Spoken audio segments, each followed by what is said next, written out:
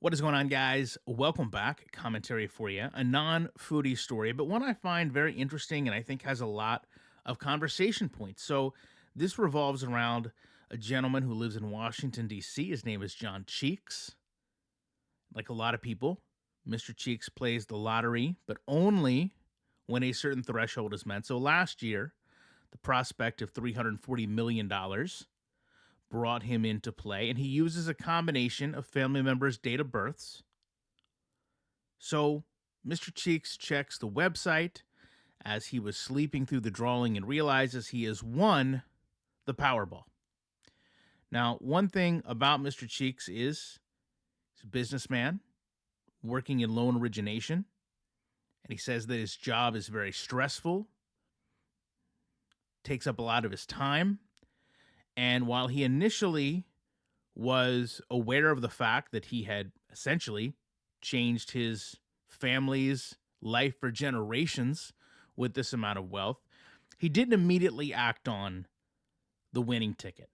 He let it sit for a few days and then went about collecting his prize. Now, that is when things started to go downhill for Mr. Cheeks because he learned that his ticket was actually not the winning ticket, despite having the ticket in hand, despite having a screenshot of the numbers on the website citing his ticket had won. He was advised that the actual website functions through a third party and they had made an error that put the wrong numbers on the website.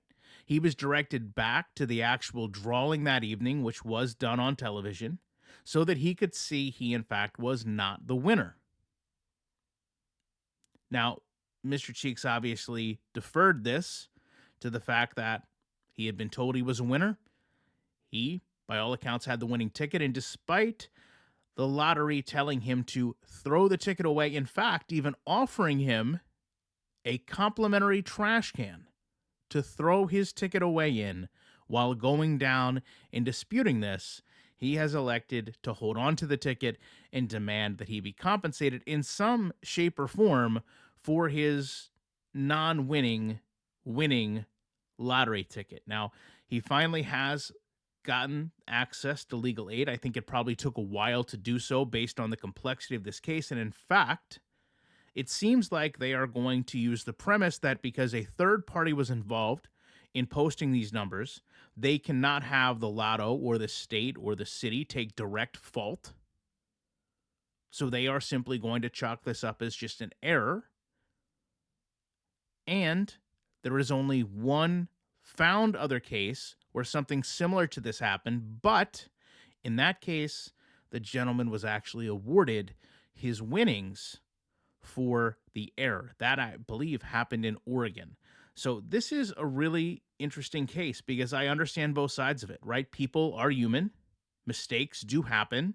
Now, I would offer that if a mistake is made, it probably shouldn't stay on the website for 3 days.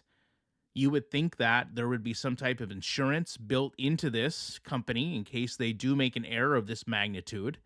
And, some people do have some real suspicions as to why, if no matter what you do for a living, if you win $340 million, why you're not stopping the presses for an entire day and going and making sure that you've claimed something that, as I said, will provide generational wealth to probably the entire family you could ever dream of having.